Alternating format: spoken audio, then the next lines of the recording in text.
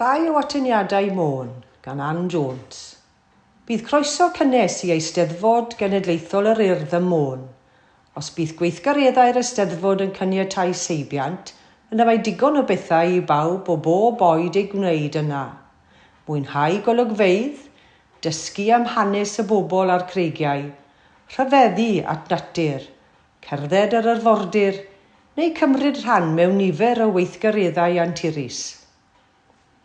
Ar ôl croesi'r bont ar yr A55, cymerwch funud i fwynhau gogoniant y fennau cyn mynd yn eich blaen i faes Eisteddfod y Mona.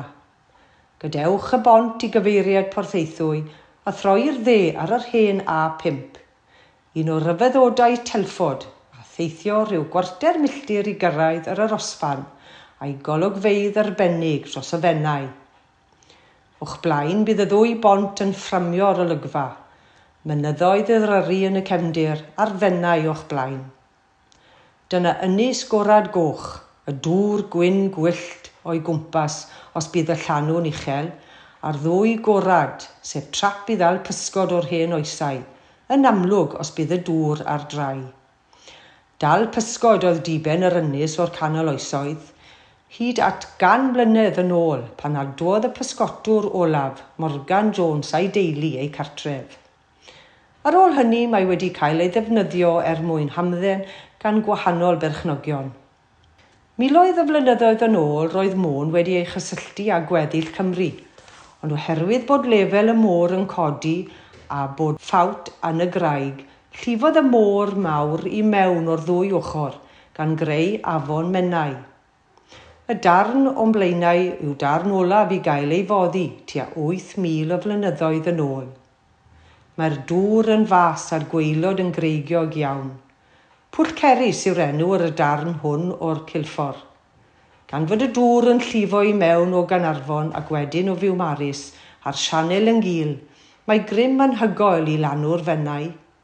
Dywedodd Horatio Nelson fod hwn yn un o ddarnau mwyaf peryglus o fôr yn y byd, oherwydd grym a chyflymder y llanw.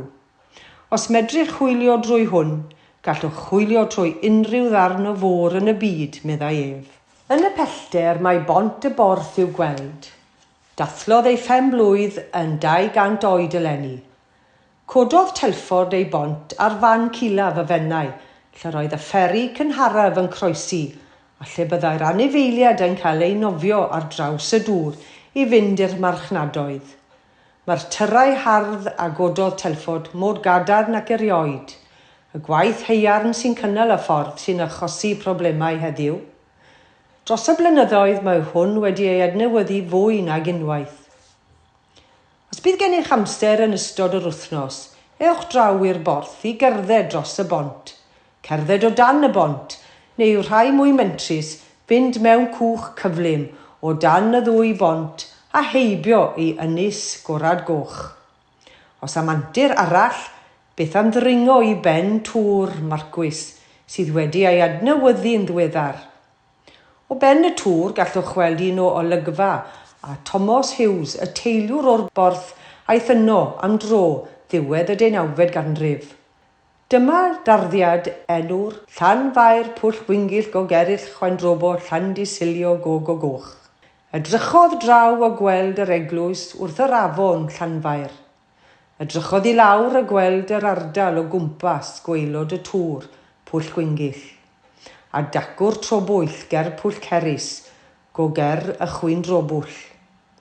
A'r eglwys arall ar yr ynys Llandisilio. A be am tybed mae cyfeirio at ynys gorad goch yr oedd, Gogo Goch. Dyfeisiodd yr enw i dynnu coes pobl, yr ardal, ond fe gafodd sioc pan gymeron nhw at yr enw'n fawr a'i defnyddio i ddenu ar y feri ymwelwyr. Does dim rhaid mynd i ben y tŵr, gallwch dilyn y llwybr drwy'r coed, mynd i gaffi'r gweld yr arddangosfa a chwilio am y grig sy'n sylfaen i'r tŵr.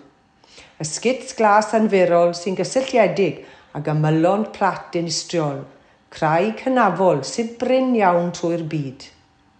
Dywedodd yr archeolegydd Francis Lynch, sydd wedi cael ei cyfeithiad gan Bedwyr Lewis Jones. Nid yw Mon mewn gwirionedd ddim hyn a gweddill y blaned, ond mae hynafrwydd yn fwy amlwg yma. Llyfnwyd yr rheinau diweddaraf ymaith nes bod y creigiau sydd ar yr wyneb heddiw ymhlith y rai hynaf ym Mhrydain. Yma hefyd mae olion ein cyndadau cynnar yn dal ar ei traed, yr un mor eglur ar adeiladau newydd. Os am wybod hanes yr ynys, ewch i Llangefni ganolfan brysur Oriel Mon. O dan yr un to mae amgueddfa fodern orielau, lluniau, caffi a siop. Yn Oriel Cyffin bydd arddangosfa o'i luniau ar hyd y blynyddoedd. Yn yr Oriel arall bydd arddangosfa o waith artistiaid cyfoes. Yma hefyd mae nifer o luniau arbenigol o fyd natur gan Tynnicliff. Ewch i Oriel hanes i ddysgu am hanes yr ynys a'i phobl o'r oes neolithig hyd heddiw. Mae creiriau rhyfeddol o'r gorffennol i'w gweld yma. Enghraifft, creiriau'r oes haearn o Lyn Cerrig Bach. Yng nghanol yr Oriel bydd trysor, sef arddangosfa newydd sbon o'r creiriau diweddara i gyrraedd yr Oriel. Rhai cafodd ei darganfod dan archwilwyr metal a'i datgan yn drysor gan y llysoedd. Dyma'r cyfle cyntaf i'r byd i'w gweld. Cofiwch am baned yng nghaffi bach y bocs a golwg ar y siop diddorol. Wrth fynd o gwmpas yr amgueddfa hanes, meddwch am gynllunio sawl lle arall i fynd gan dilyn eich diddordebau eich hun. Ewch am foelfrau i ddilyn hanes y Royal Charter a gwrdydu Dick Evans a chriw'r bad achub ganrif yn ddiweddarach. Beth am fynd i weld un o siamrau claddu Bryn Celli Ddu neu Barglodiad y Gawres, neu efallai ymweld â'r pentref Dyn Llegwy ger Molfre a'r gromlech ger Llaw. Os am weld tirwedd cwbl ddieithr, mynydd Paris a mynydd Copor, trowch i'r dde wrth adael yr Oriel a mynd trwy Llanerchamedd a Rosa Bol i gyrraedd y mynydd. Mae digon o le i barcio a llwybr da i gerdded o gwmpas pen y mynydd i ryfeddu ar olion y gwaith a lliwiau trawiadol y creigiau. Ar ben hyn efallai y cewch cibolwg ar ynys Manaw. I lawr ym Mhorth Amlwch mae canolfan Geobon sy'n egluro hanes hen greigiau Mon. Cafodd ynys Mon ei dynodi'n Geoparc Byd-eang gan UNESCO yn 2010 oherwydd yr amrywiaeth o greigiau a geir yna. Rhai o rai hynaf yng Nghymru a'r ffosiliau hynaf yng Nghymru a Lloegr. Yn y ganolfan mae arddangosfa o holl brif fathau o greigiau Mon a gwirfoddolwyr i'n helpu i deall y daeareg. Y tu allan i'r ganolfan mae cloc daearagol arbennig i ddangos creigiau a bob math yn enwedig y rai a welir y Mon. Tro hyfryd arall fyddai teithio o'r hyd y lôn bost o Langefni a thrwy Bodffordd gan droi am Llanddeisant a Melin Llynon, yr unig felin wyn sy'n gweithio ym Mon. Ewch i weld y felin a blasur dan teithio'n melys. Mae llwybr arfordir o'ch cwmpas ym mhob man a teithiau difyr i bob cyfeiriad.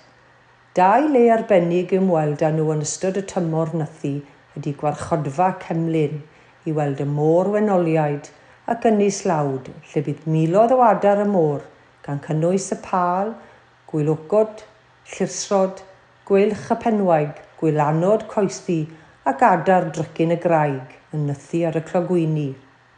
Ar ben hyn bydd gennych siawns dda o gael eich croesawu gan y frân goesgoch a chael cip ar yr hebog tramor. Gallwch ei gwylio trwy'r camerau yn y tŵr, elin, neu o'r grisiau 400 cam i lawr at y goleidi.